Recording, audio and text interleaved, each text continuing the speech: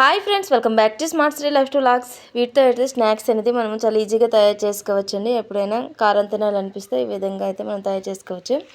వీటిని పేపర్ అటుకులు కూడా అంటారు. ముందుకైతే కొంచెం ఆయిల్ వేసుకొని ధనియాలను మరియు కొంచెం జీలకర్ర వేసుకొని అయితే వాటిని అయితే కొంచెం కచ్చపచ్చగా అయితే దంచుకోవాలి. దంచుకున్న తర్వాత వాటిని వేసుకోవాలి. తర్వాత కొంచెం పల్లి వేసుకోవాలి.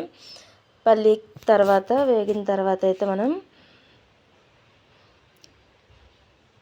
ధనియాలు 1 టేబుల్ స్పూన్ మరియు 1/2 టేబుల్ స్పూన్ జీలకర్ర తీసుకున్నాను. రెండింటిని అయితే కొంచెం దంచాను. తర్వాత ఒక 2 పచ్చిమిరపకాయలను అయితే కట్ చేసుకొని కొంచెం కరివేపాకు కూడా వేసి ఫ్రై చేసుకున్నాను.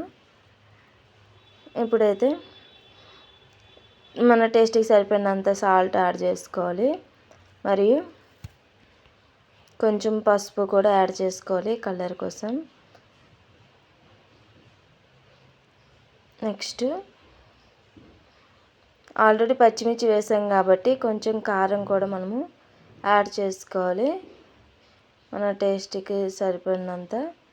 ఇక్కడైతే ఒక 4 వెల్లుల్లి రబ్బలు తీసుకొని మంచిగా అయితే కచ్చపచ్చగా అయితే ఒకరిలో కొంచెం మెత్తగా అయితే చేసుకున్నాను పీసెస్గా. మరీ మెత్త పేస్ట్లా కాకుండా నార్మల్గా చేసుకోవాలి ఎల్లుల్లిపాయలు అనేవి. ఇప్పుడైతే కొంచెం కారం కూడా యాడ్ చేసుకున్నాను. వీటిని అయితే మంచిగా ఫ్రై చేసుకోవాలి.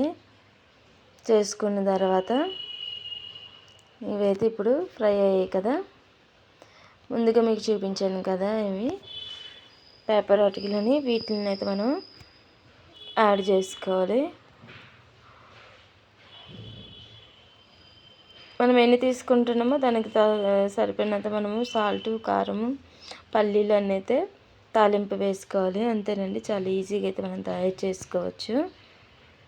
ఇప్పుడైతే నేను వేసాను కదా, తర్వాత లో ఫ్లేమ్లో మంచిగా అయితే కలుపుకుంటున్నాను. కొంచెం టైం అయితే వేగనివ్వాలి.